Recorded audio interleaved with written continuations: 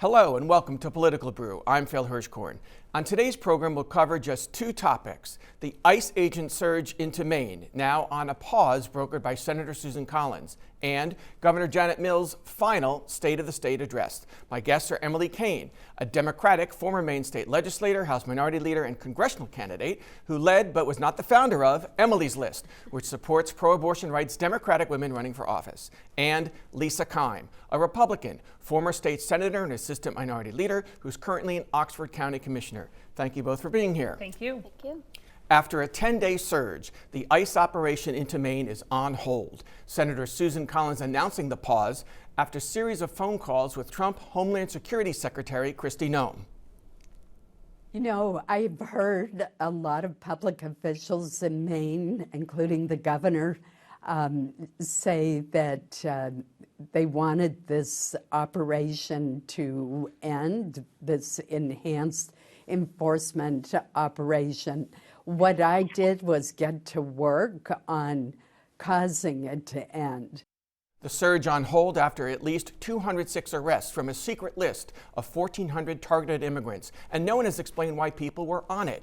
Was it outstanding deportation orders, pending criminal charges, past criminal charges, those with work permits or pending asylum seeker applications? The Department of Homeland Security labeled them worst of the worst, but many were not. Listen to Reverend Scott Cousineau from Saco's First Parish Church describe an asylum seeker from Angola who was whisked away.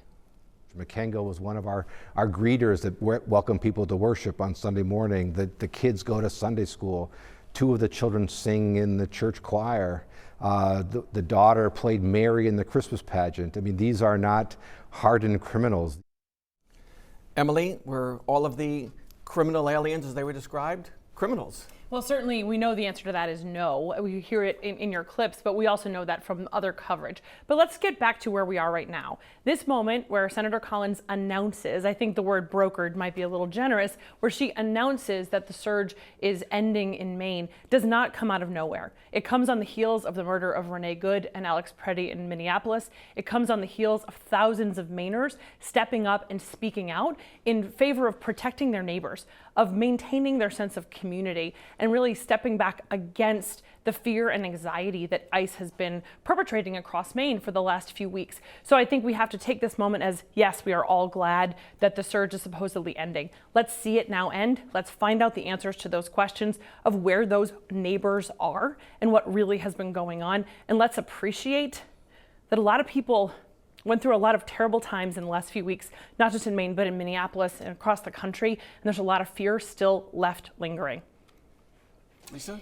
Yeah, absolutely. I'm glad to see that Collins has stepped up. I do appreciate her mannerism of sort of tamping down emotions. We've seen them escalate far too much. And I appreciate that she used her influence to make this call and to get the surge out of Maine, and there's just going to be the normal ICE enforcement actions continuing, as has been stated. I'm glad to hear that because, yes, we have seen ICE actions that none of us wanted to see. We want people that are criminals out, and we want ICE to act with compassion as well, and just compassion for people. I do want to, because I think there's far too much really hateful rhetoric happening, and we have the right to protest, but we don't have the right to riot. We don't have the right to impede law enforcement activity, and we shouldn't be calling our law enforcement officers Gestapo, because that increases the rhetoric. So while I absolutely I appreciate this pause, I think ICE leadership needs to take a look at the direction and how they're directing their officers. I absolutely want to stand with law enforcement. I realize that some of them have acted inappropriately and some things have been absolutely egregious.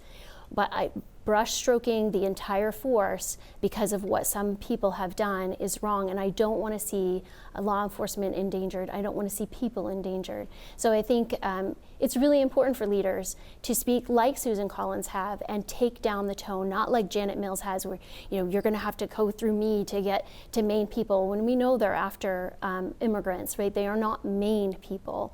and and Plattner as well, just ramping up the rhetoric and trying to increase the activities around hate and discontent, as opposed to let's talk about the facts, let's try to take out the emotion and really step into this situation, which none of us want to see happening, and calmly consider that both things can be true. Yes, we have law enforcement actions that are necessary and happening, and yes, some of them are inappropriate. Emily, and what about some of the ICE watchers getting threatened for interfering with the I investigation? think it's really important to say out loud that these are Maine people. These are Maine people who have come here for a variety of reasons, some seeking asylum. They are business owners. They are people who kids go to our schools, who go to our churches, who are our neighbors. And I think it's very important that we remember these are real human, real families, real Maine families, no matter who they are, where they come from, or what they look like. And it is true. We saw coverage this week on national news of ICE agents in Maine following innocent bystanders, people who are watching them, members of school boards home to their houses, intimidation tactics. I think we can all agree, and we heard Lisa say that that type of fear mongering is not okay from law enforcement. We should be working with law enforcement, and I think we'll now have to see what happens. We know we're going back to regular ICE levels in Maine, where surge is ending. Let's see now that we go back to a community-driven, neighborly environment where we're looking out for who is the worst of the worst, but focusing on getting real criminals out, not targeting people because of the color of their skin. Seconds. Yeah, a huge problem is that Democrats are saying we want the criminals out, and yet they don't want local law enforcement who know who the criminals are to work with ICE. That would be the safest situation for all involved, to actually target criminals, and the people that know who the criminals are and where they are. That's our local law enforcement, who we know and trust, and they know our communities. They should be working cooperatively. Okay, when we come back, we'll take a break now, and we'll talk a little bit more about the ICE surge into Maine. On hold.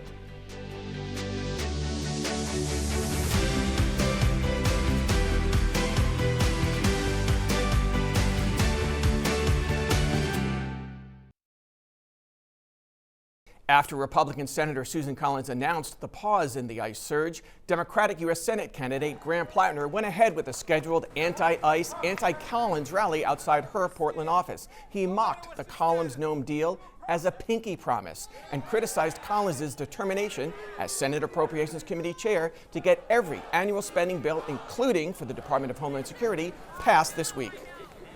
The Republican Party wants to give that agency more money. And right now,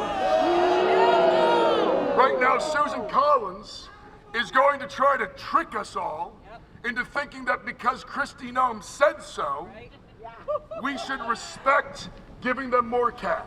She would rather fund a fascist agency than stand up to this administration. I know he's called for ICE to be defunded altogether. That would allow individuals who are in this country illegally and are committing crimes to stay here. And that makes no sense to me. Republican state legislators like Assistant House Minority Leader Katrina Smith say they're relieved that no ICE agents or protesters were hurt, and this.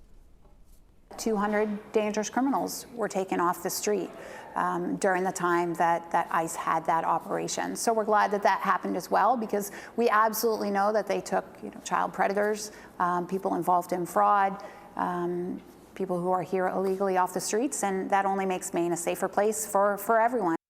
You agree with that, Lisa?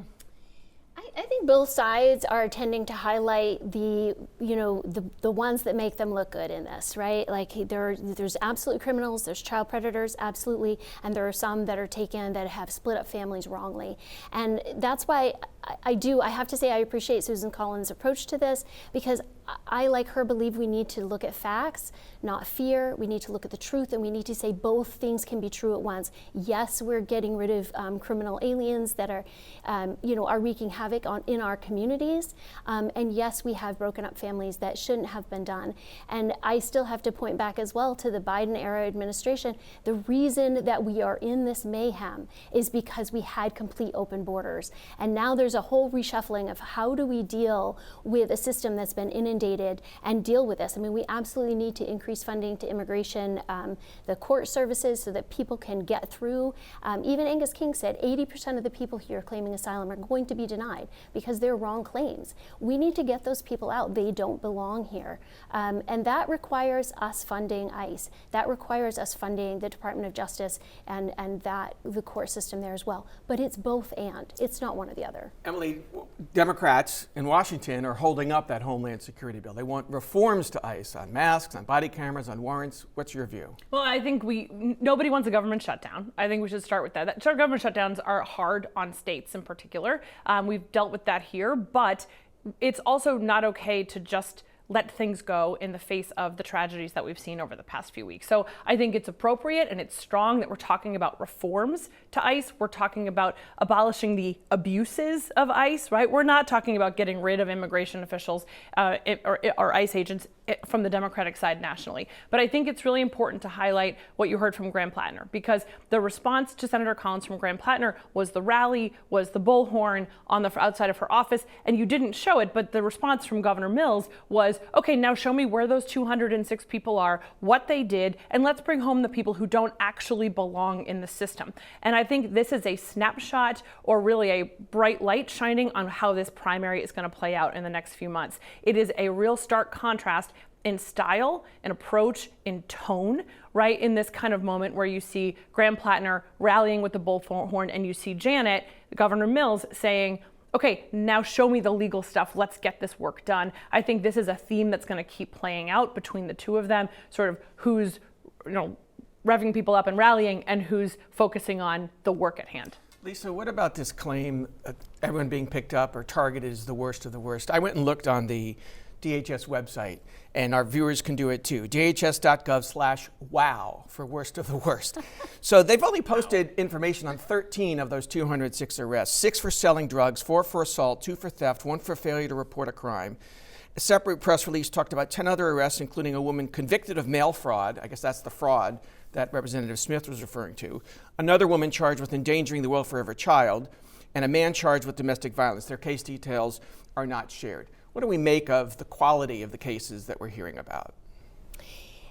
I think so much of it is we have to wait and hear what's actually happening with each of these cases. Like everything is so case specific. So yes, I believe the department is highlighting the worst of the worst, and they should be, right? Because we want to know what they're doing. But then I would like to see the honesty of saying, and here's some of our mistakes. Maybe they don't have to publish it that way, but in some way we also have to admit, where have we wrongfully detained someone, and try to expedite that and not, require bail from those people. And, I understand that mistakes can be made. I'm okay. I understand that needs to happen. That does happen, because people are imperfect and systems are imperfect, but we need to quickly move those out. And, I also went on the website and saw that 70% of the people that in this enhanced enforcement nationwide, 70% of them are in fact criminals. So, that's just trusting the website, right? Like you are, we're just trusting these numbers that they give us. But to some degree, we have to. These are the numbers we've got. So 70% is a great number. But the 30% that maybe were wrongfully detained, I would like to see us, making that right very quickly and as quickly as possible. I will be blown away. I hope Kristi Noem comes out and says, sorry, we got this really wrong. I want her to say that. I want to hear the president say that. I don't think that's going to happen. I want to manifest that here with Lisa, to see some accountability from this administration, because we still, even with the announcement of the surge going down, we still haven't seen that acknowledgement from DHS. We still haven't seen them own what's happened in Minnesota. I think there is a failure of leadership there that is undeniable, and a missed moment for leadership that you're seeing instead. The void is being filled by community members stepping up again for their neighbors, by people showing up to help make sure their neighbors can get to and from work. That's where the leadership has been here in the last 2 weeks, and I hope we can see more of that as things get in a better place. I think what's been highlighted is definitely indiscriminate protests against everything. Not here. Not here. I'm so thankful. Yeah. But yes, I don't think you can come out and blanketly say, I'm sorry, we messed up everything. They didn't. Right. Well, but they should own what they have. But any mistakes that you have messed up, you should absolutely own. And they should show us the court documents for the cases that are proceeding. But you've even heard, you didn't play the whole clip, but Senator Collins' speech, she actually talks about the fear and anxiety that ICE has caused in Maine in that same statement, and bad arrests, acknowledging according to her, bad bad arrests. Moms being right? picked up after Correct. they drop off and at it's not school. okay. All right. We're going to take a break and shift gears when we come back with a closer look at Governor Janet Mills' State of the State after this.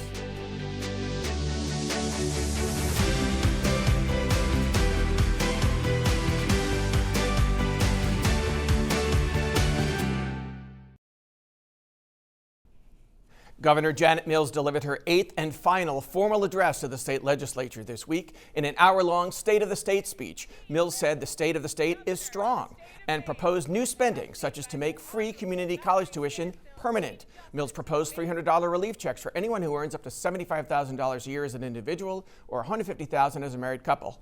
Mills said 725,000 Mainers would qualify. We did the math. That would be $217 million. The governor also proposed spending $70 million to pay for 825 new homes and apartments. After her speech, Republicans like House Minority Leader Billy Bob Falkingham panned it.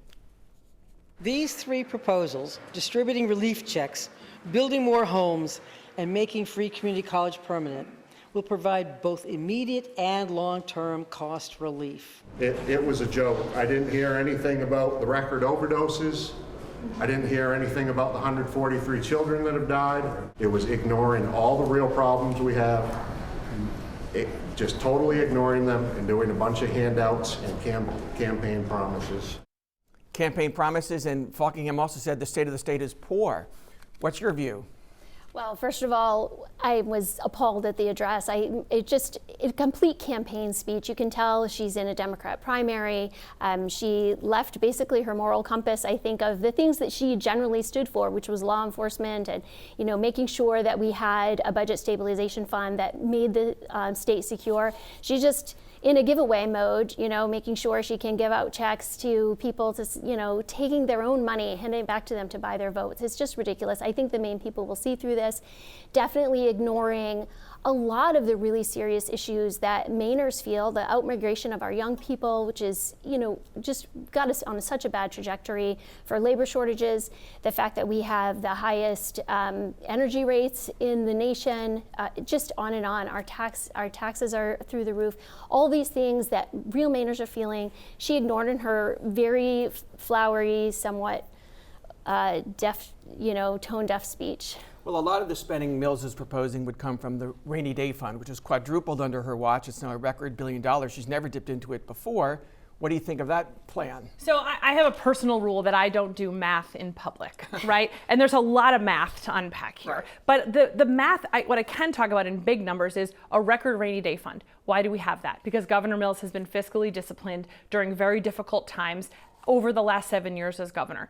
I got to tell you, when I saw this list, and remember, I was the minority leader, right? I've led the minority caucus. And if I saw that list right now and I was the Republican minority leader, I would say, let's pass that budget tomorrow, and then every one of those Republicans could run on every bit of it this fall. Those are easy, low-hanging fruit, things people should agree on. We've seen Republicans in Augusta propose this idea of giving checks back to Mainers before. We see such overwhelming support for free community college. Why not do it? And one of the rainy day fund being this high is also a testament to Janet Mills standing up to her own party time and time again when they wanted to spend the money. So here she is in her final term. She sees the needs across the state. She sees the challenges that people have right now with the cost of everything, particularly with the international challenges we've been having economically. We see the price of housing, the challenges of new housing, and we see the opportunity for so many Mainers with free community college. I think this was smart on her part. It's very consistent to who she is.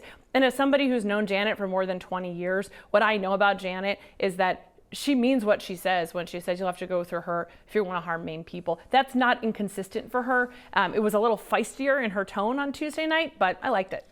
But, when you were in the Senate, we've had these relief checks before in the last several years. We had them for energy bills, we had them for COVID relief, we had them for what was called inflation relief.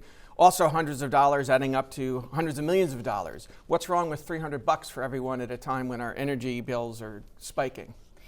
Well, at a base level, it is redistribution of wealth, right, which is Marxism. But right now, the huge difference right here. It's not a tax cut? Right here, what is happening is, and I think, Republicans never wanted to just send checks. They wanted to reduce taxes. They don't want to take your money and then give it back to whoever they think is more deserving. They want everyone to just have a lower tax rate. They don't want to take the money in the first place. And that is where they've always disagreed with Mills. And then the second best option at some of these points was to, rather than increase all of these services, let's just give the money back to the people. But the difference here is they call it the rainy day fund, but this is the budget stabilization fund. It's there for a reason. And we have a stress test done in Maine that the latest one just showed that the level that it's at now, if we have a moderate recession, we will run out of the money, and I think it was FY 27 or 28 that we'll start to have a problem. If we have anything above a moderate recession, then the rainy day fund, budget stabilization fund, runs out much sooner. So, and this also affects our bond rating. So if we deplete this, we're going to start paying more in interest. So you can't take money that is meant and actually statutorily there in order to provide for the state if there is a downturn in the economy. You don't just take that and give it away to try to buy votes in your Democrat primary. She's absolutely lost her moral compass on this. And the other thing I have to say, the only reason why the budget stabilization fund can be that large is because she's brought the budget from $7 billion to $12 billion, and the budget a record doubles high. Over when she started. And the budget stabilization fund can only be a percentage of the budget. So of course it can be that big and needs to be that big because she's ballooned our budget. Emily, we'll come back to you in just a moment. We're going to continue talking about the governor's state of the state after this quick break.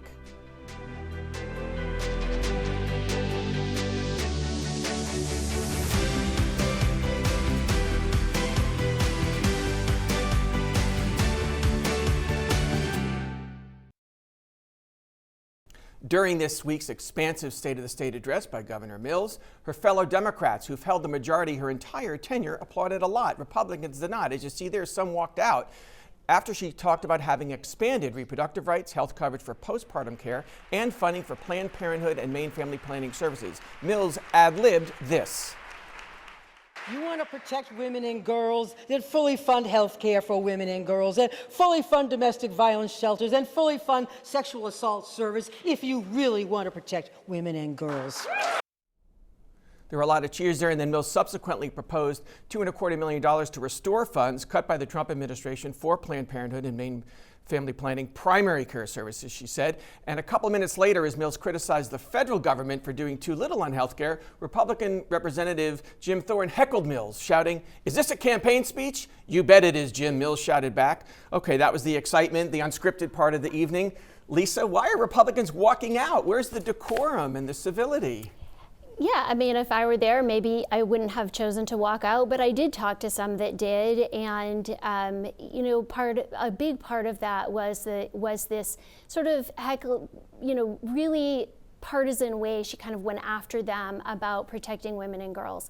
This is a very hot button issue, and something that is so tender and near to parents who are grappling with these issues. And they have funded women's shelters. They are supportive of all of those things in the budget. There has never been a partisan war over helping women in need. And so to equate those two is really wrong-headed on her part. No one equates the idea that you're helping women in homeless shelters or women in some sort of dire situation with the idea that you disagree with a biological boy being in women's sports. And so that was a slap to them, which was absolutely unbased in reality. And so that was why some of them chose to leave and just not put up with that. And I know that they also are disgusted at the taking all of the money out of the budget stabilization fund and seeing what's happening,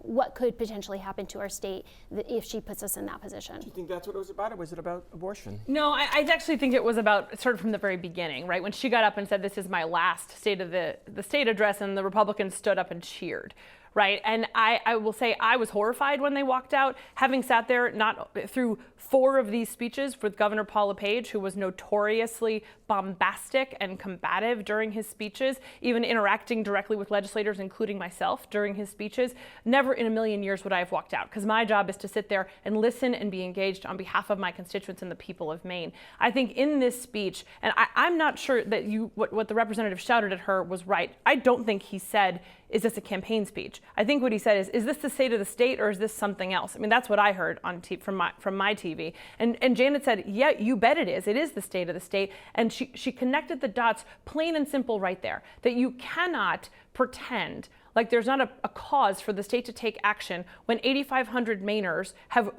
stopped their health insurance because the end of Obamacare subsidies. That has an immediate and financial effect on the state of Maine, on hospitals whose emergency room costs will go up. I think Janet did a brilliant job of connecting the dots between what's actually happening, not only around kitchen tables for Mainers, in the news, the inaction at the federal government level on so many things, and the fact that the state of Maine is left footing the bill, holding the bag, and taking care of everybody on our own. And that's the leadership that Janet showed. We have less than a minute left. I want you each to comment once on her proposed cell phone ban in schools. From bell to bell, more than a dozen states have done this. Some districts have done it, like Portland. Your view? I just have to first say, the way she arrogantly said, you're welcome, like she took all Maine people's money and she did all these great things. It's not her, it's Maine people's money. And now she wants to give it to Planned Parenthood so that they can fund Democrat campaigns. Cell phone bans, one of the issues there might be that if you have teachers who are using it as a bully pulpit, that they no longer can be recorded by students and, have some sort of even during COVID, when parents started watching what teachers were teaching, is when they started to get more concerned about the topics that were being taught. And I know from personal experience that sometimes students are using their cell phone to record their teachers sort of going off on political rants or things like that. So you think that's okay? I think that is a safeguard that I never realized would be important. But otherwise, I'm for cell phone bans. Less distraction, better paying attention. Studies show it helps. 2 things. Number 1, yes, let's ban the cell phones. And number 2, I made some calls. That "you're welcome" line was not in the speech. That was completely Janet meeting the moment. It was not prepped. I talked to members of her team who were, wow, look at her go. I sat next to Janet for years in the legislature, and I know that she is not afraid of any fight. She's not afraid to stand up for what's right and what she believes is right. And what we saw, I think, in that moment was an authenticity in her sort of feistiness and her commitment to the people of Maine that I think we're going to keep seeing in the coming 10 weeks. seconds on the cell phone ban. Do it. Good job. Everyone should agree. Let's do it today. And off the cuff, obviously she's very arrogant, because "you're welcome" came across that way. I thought it came across as feisty. I think it got mixed reviews, but I think it's civil here. Ways. Don't walk out, but we are done, so you're free to leave. We're not leaving. Emily, Cain. Thank you. Lisa, Keim, thank you so much for being here, and thank you all for watching. That's all for Political Brew. Have a great weekend.